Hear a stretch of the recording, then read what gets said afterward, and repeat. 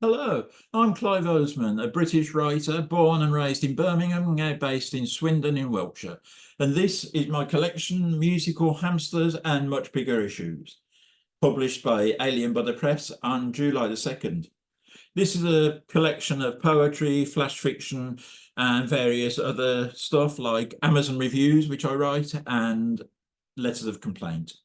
And I'm going to read a few pieces from the book, and I'm going to start with a poem called Wisdom.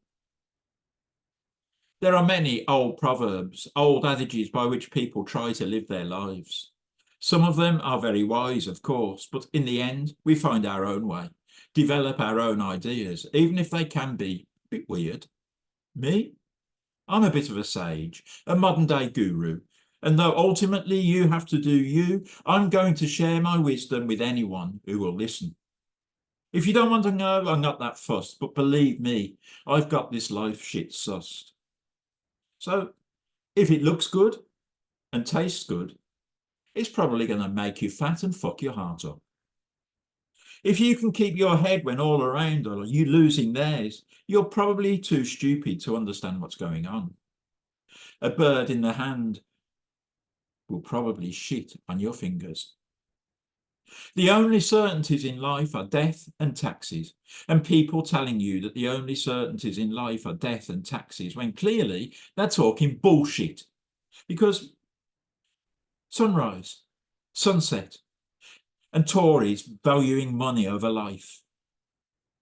If you can't stand the heat, it's probably because the chip pan's on fire. The King Charles Spaniel is so called because it has very big ears and is totally unsuitable to be head of state, just like the real thing.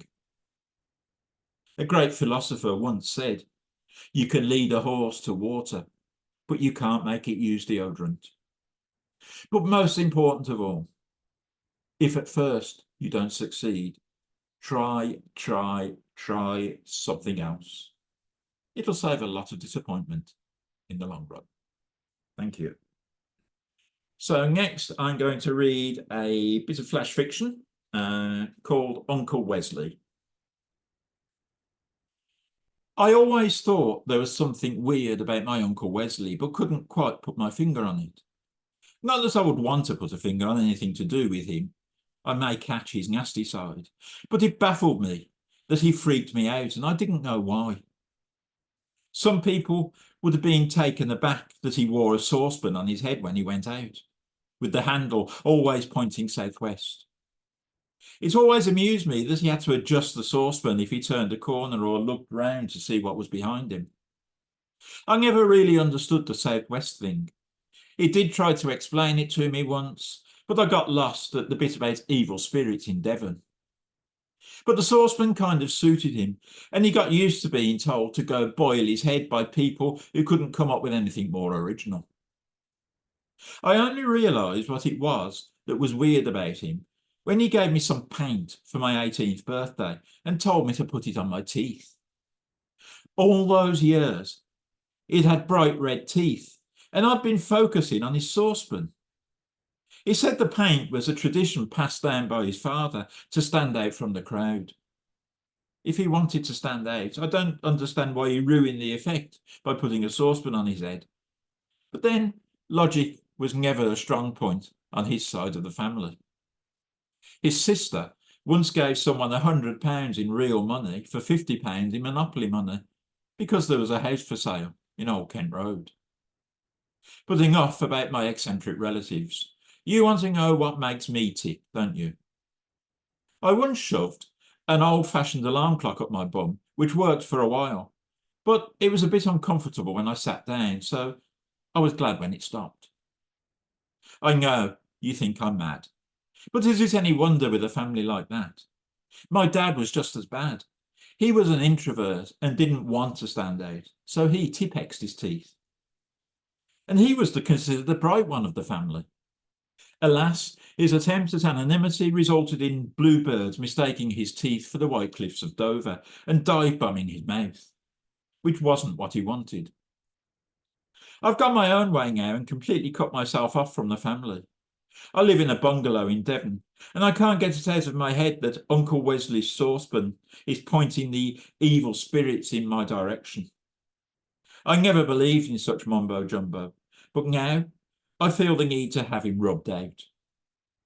Perhaps he was onto something all along. Thank you. So now on to Amazon reviews, and I send these for stuff that usually or nearly always I haven't bought from Amazon. I may have bought them from somewhere else, but not from Amazon. And this is one for Lynx 48-hour deodorant. I had always believed deodorant was unnecessary. Water and carbolic soap was the way forward. My dad taught me this, and I always followed his advice. Then someone bought me this product for my birthday. They assured me I didn't smell or anything, but thought I would like the colourful can.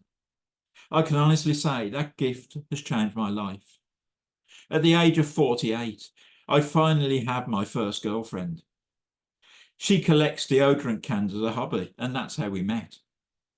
Anyway, I'm rambling. This stuff really does smell nice, and the happiness it has brought to my life inspired a poem after several months of writer's block. This deodorant is magnificent. I think it is significant that I have saved lots of water and lots of soap because this product is so dope. Monday morning, just one quick spray, and I don't have to wash for the next 2 days. 48 hours on, repeat the dose, and you can safely get up close. No whiff, no pung, no smelly armpits. But make sure to spray your other bits. It's ecologically good, methinks. Don't waste water, just use Lynx. And that actually still stands as a review for that product as I speak. So next up, I'm going to do possibly my signature poem, which does have a backstory to it, which is that someone crept into my flat or apartment and changed the letters around on my keyboard. And they put the F where the P should be and the P where the F should be. And I didn't notice.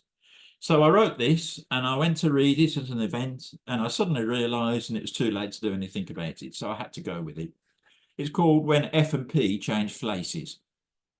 This poem, if that's what it is about nothing in particular, just various bits and pieces. I don't like to start with politics, a peeled pull of fistfots and fanatics who couldn't organise a fiss-off in a brewery. And in the case of UK immigration policy, responsible for plenty of fatalities. Though I'm sure they will be reported favourably by Fox News and its British equivalent GB News with Nigel Farage and his friends. So let's be more pliffant and talk about sports FIFA like Feet Sampras, famous FIFA from the past like Napoleon Bonaparte, or even contemporary FIFA like the unfortunately not yet dearly departed Piers Morgan, or Katie Hopkins, who always seems like she's paused a pineapple off her bum. No? Okay, let's talk music.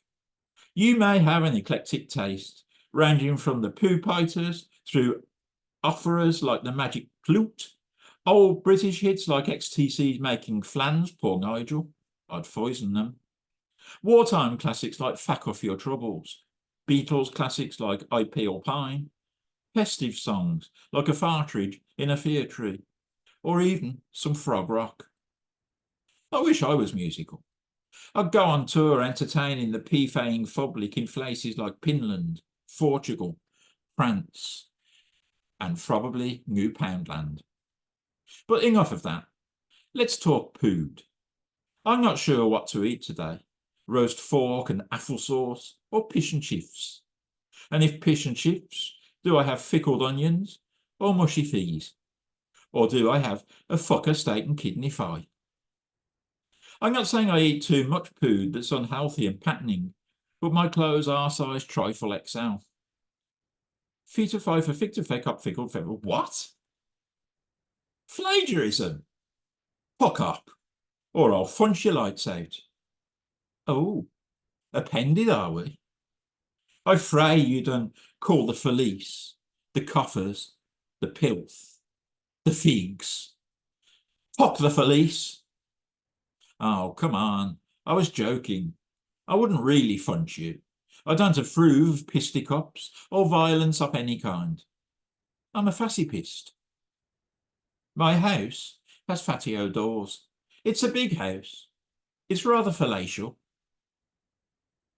with a games room, pool and ping-pong.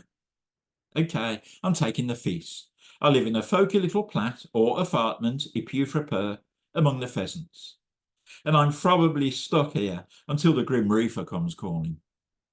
Whatever a reefer is, I mean, I wouldn't know. Thank you. So I'm going to leave you with two, what I loosely call haiku. They're not haiku, they're 575, and that's the nearest they're going to get to a haiku. And I'm going to do two. There are several in the book, as well as limericks and other short form poems.